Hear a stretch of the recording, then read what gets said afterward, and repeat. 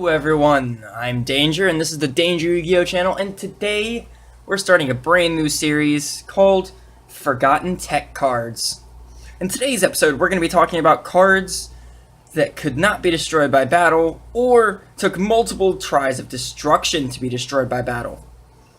We'll be going over them in release order, so check this video out if you like that sort of stuff. This is a more casual based video, but you gotta have a series that panders towards every demographic.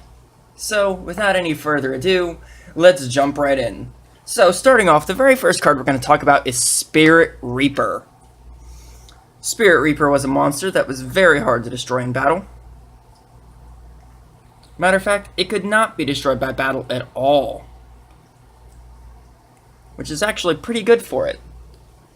Now, Spirit Reaper was used for a variety of reasons back in the olden days. During GOAT format, it was very, very good because you could use it to summon any level 3 fusion monster using Metamorphosis. As well, it was a dark, so it was good fodder for your Chaos decks of the time. As well, though, it had a second bonus effect that made it even better. Because if it attacked your opponent directly, you got to discard a random card from their hand. Even though it was only 300, sometimes, if your opponent was open, taking that extra card was just as good as inflicting a lot of damage. Now, Spirit Reaper saw play from the time of its release all the way through the GX era for the most part. I want to say about the start of Season 2 is when Spirit Reaper finally began to see its removal from the meta, as the meta started speeding up. It also bases close similarities to another card that cannot be destroyed by battle, and that is Marshmelon. Now, Marshmelon cannot be destroyed by battle, and if it's attacked while face down, it inflicts 1,000 damage to your opponent. As well, it is also a 300 attack, but it has a 500 defense. It is also a level 3, but it is a light monster, so again, good for them Chaos decks. Unfortunately, for the time that it was released, Chaos was no longer really being played that much. As well, it was originally released as a secret rare in Premium Pack 1, where Spirit Reaper could be found as both a common, a rare, at the time in both starter decks and in both a structure deck, known as Structure Deck Zombie Madness, and as a rare and a common in multiple booster packs.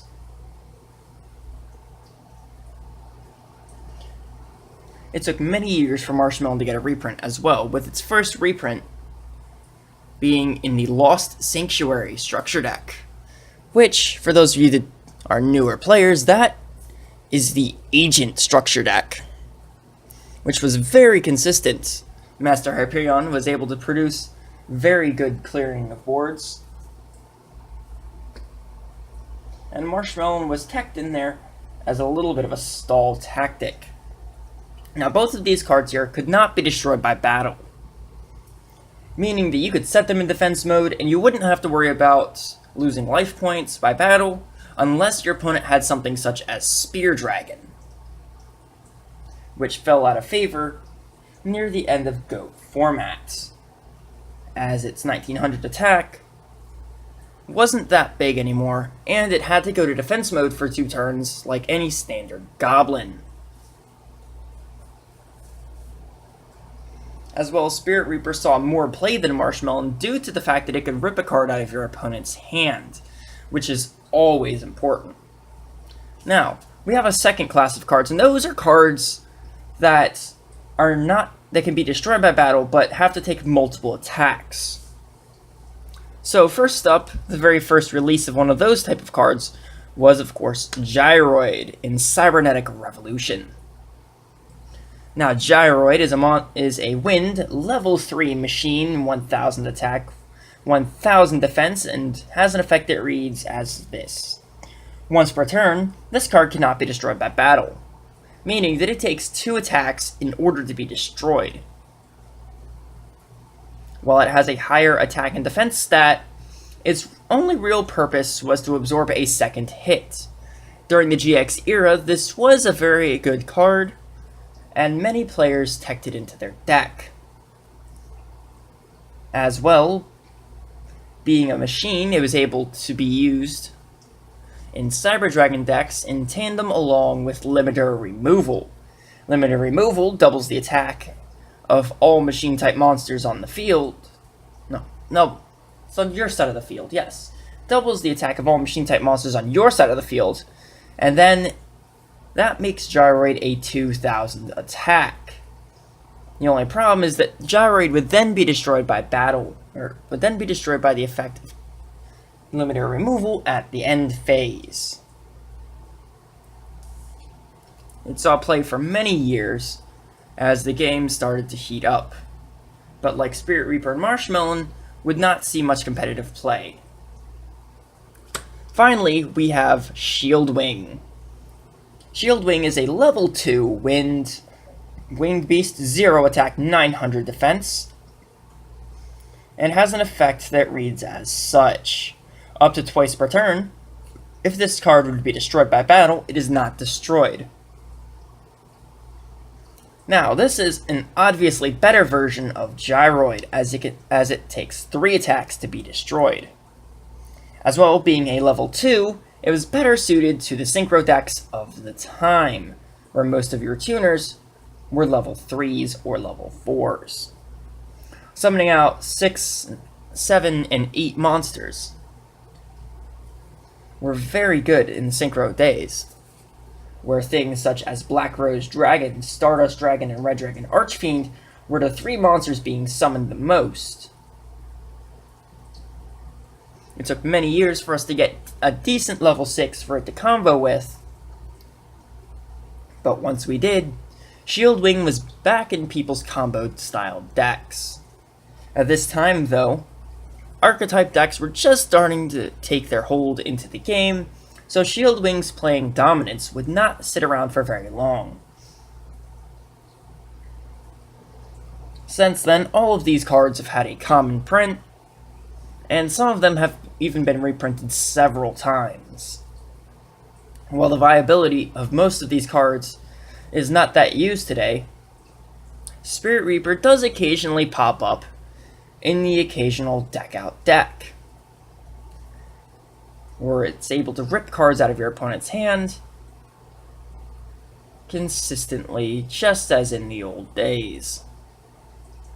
Most of these decks do not make top cut, and are considered to be extremely casual. But they are occasionally at your locals and are pretty fun to play against. I myself spent many years playing against all 4 of these cards, or playing all 4 of these cards, as I had all 4 of them from their original sets. As a matter of fact, for a few years I even attempted to build a Roid deck. That's still a small-time goal, but it is no longer something that's important. The real important part here is that these monsters are all very similar. But why don't they see play? That is the big question here. Well, the answer to that question is actually very simple. You just have to look at the state of the meta. The meta has evolved past the point of setting a monster and passing turn. It has become a time where you need to have something to stop your opponent from playing just to get a turn now. And even then, sometimes you still won't get a turn. As with most of the FTKs today, your opponent is winning due to burn damage. So you want to have things that can activate in your hands to negate them. Things like Spirit Reaper, Marshmallow, and Gyroid, and Shield Wing are very bad at doing that, because they don't. And while it may look like Spirit Reaper is the best card to play in that instance, you, one, have to be able to get a direct attack in, and two, you have to make sure that you can actually attack them and get a turn. But I want to thank you guys for watching. As always, remember to like, comment, and subscribe. This is the Danger Yu-Gi-Oh channel. I'm Danger. I hope you enjoyed this video. And as always, it's the Danger Yu-Gi-Oh channel, signing off.